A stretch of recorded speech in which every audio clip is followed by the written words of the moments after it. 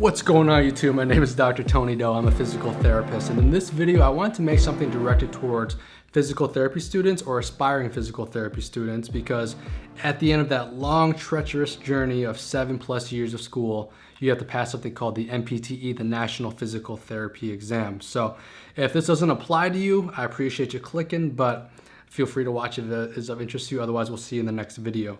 I want to approach this video with my steps to studying leading up to the exam and how I ultimately got a score of 800 on the exam. So if that is of interest to you, sit back, relax, and let's get into it. So I want to preface this by saying this is by no means me bragging or boasting about my perfect score. And if you don't believe me, here's a screenshot of the score.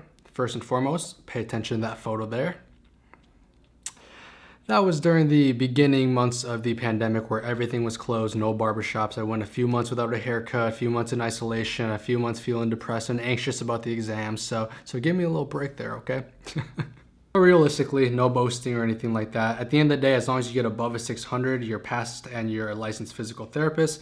I do think that I spent a lot of time preparing, and that's what we're going to talk about, but there's also a stroke of luck in order to get 800 on this exam. So I just want to put that out there. Quick rundown on the NPTE. It's a 5-hour exam, 5 sections of 50 questions. 4 of those are graded, which means that one section or 50 questions are not graded. You don't know which one that is. So that section is one that has potential test questions for future exams. They want to test them out. You don't know which one that is, so you want to make sure you approach each section like it's the one that's being graded. After 3 sections, you have a planned 10 to 15 minute break, I believe. And then after each section, you have the chance to take a break if you would like, but the timer is going to keep running. But that planned break, the timer stops, and then you go out and then come back in. Now, as far as the score goes, it's a scaled score, and the passing is 600 out of 800.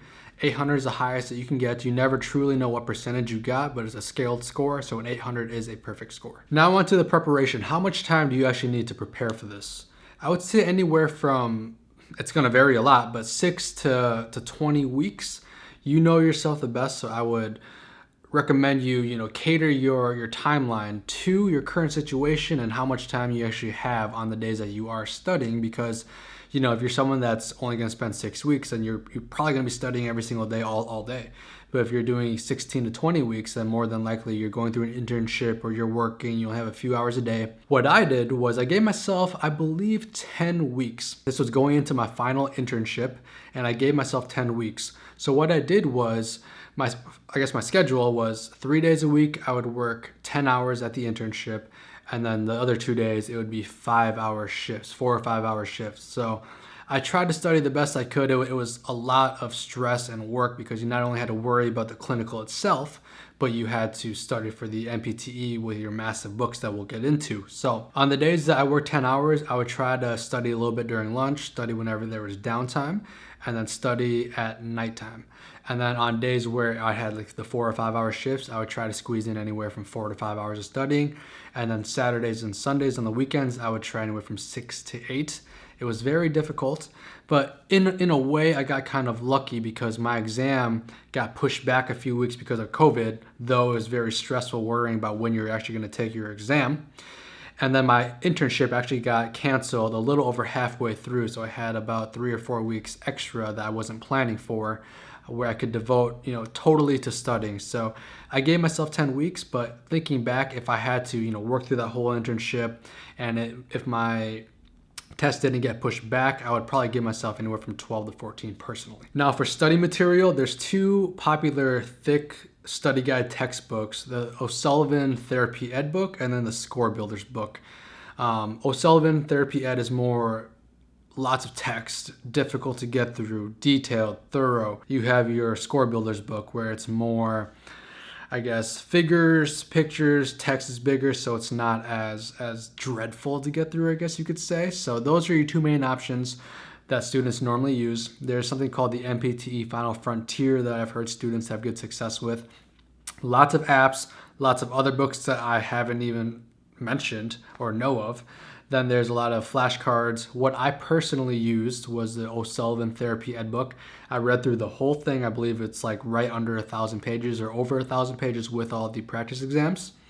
And then I downloaded an app called the NPTE Pocket Prep, which are test questions. I actually purchased it for $40, so I had access to all 600 questions. So that was very helpful. And then I purchased something called the PEAT, which is like a retired old NPTE test. It's an actual test that students used back in the day. It tends to be a little bit easier than the one that you're taking now, but it's very accurate and reflective of what you likely will get on the NPTE. Now, there's none of those that I recommend more than the other. I would say choose one of the two main textbooks. Definitely get the PEAT, the retired practice exams, and then supplement your studying with old study notes if you need to. I only did a little bit. If you need to, as well as get some apps, maybe one or two that has some practice questions that you could do, day to day, just kind of testing yourself and giving yourself questions that mimic what would be on the actual exam. This is what my studying looked like. When I was in clinic before it got shut down, what I did was I would read through the textbook. I'd have a highlighter in hand. I'd highlight each line of content that I thought was important that I wanted to review later. Then when I got home for the evening, I would transcribe that over to a Google Doc, and that would kind of be like my final study guide that I would look over later on in my prep. I would also use the app to kind of do 5 to 15 questions a day, just kind of get myself in the zone of answering questions that are like the NPTE. And then on weekends, I would just read through the textbook, transcribe that over to the Google Doc, the study guide, and then that's exactly what I did for the first 6 or 7 weeks. At the 6 or 7 week mark, I did my first practice test, and each book comes with 3 practice tests from what I remember. I would do one, see what I got, kind of study it, and then study some more in the book. A few weeks later, do another test. A few weeks later, do another test. And then I saved the PEATs, the retired practice exams, for the last 3 or 4 weeks, and then that's when I did those. Once you finish your exams on the practice test, it gives you kind of a range of a score that it thinks you're going to get based on how you did on that exam. What I found, and based on talking to other therapists, what I saw was that the Therapy O'Sullivan book, those practice tests are actually harder than the actual NPTE. So if you get anywhere from like 65% and above, your projection is looking most likely that you're going to pass the NPTE.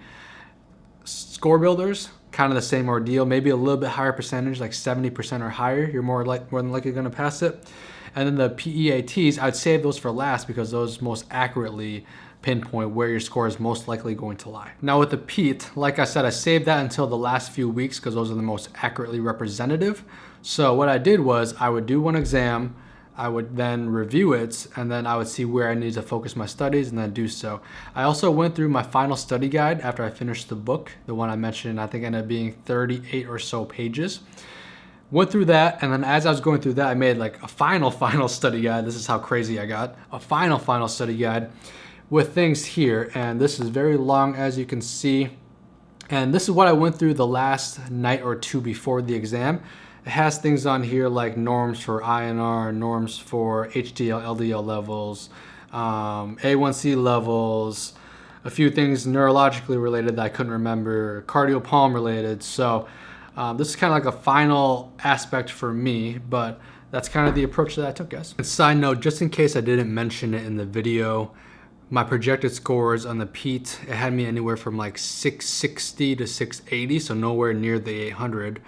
My friends, my colleagues, and my girlfriend, their projected score is actually right in the range for the most part on what the PEAT projected. So mine was way off, but my projected score was like 660 to 680, somewhere in there. To wrap up with a few tips, the first one I would say is to focus on the big 3 sections: musculoskeletal, cardiopulmonary, and neurological. That's going to make up the vast majority of the exam. There are a lot of other little sections, and it's important to study them a little bit. But at the end of the day, really focus on the big 3 because that's where all the material, the vast majority, are going to be from. Number 2 is this test is testing your ability to not only spit out, retain, and test your knowledge of the material, but test your ability to take a long test.